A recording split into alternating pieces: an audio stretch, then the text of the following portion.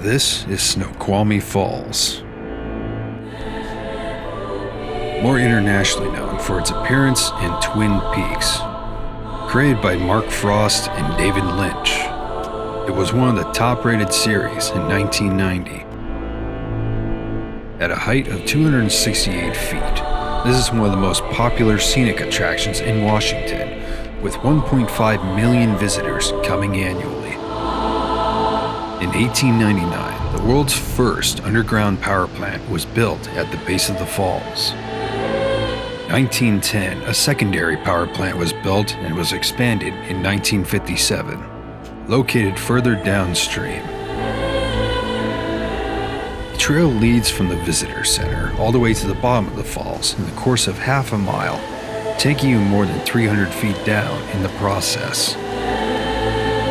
Snoqualmie is the tribal name for the American natives that once lived in these parts.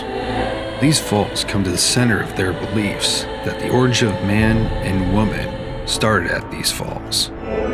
The myths are believed to connect heaven and earth and carrying the prayers of the people to the Creator. A large portion of the falls today is still diverted to the power plant. About 1% of energy usage comes from here with Puget Sound Energy.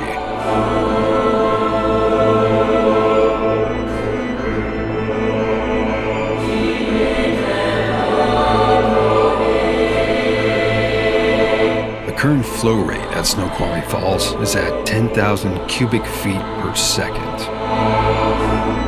It is considered to be at flood stage at 20,000 cubic feet per second and has easily exceeded 30,000 cubic feet per second from time to time.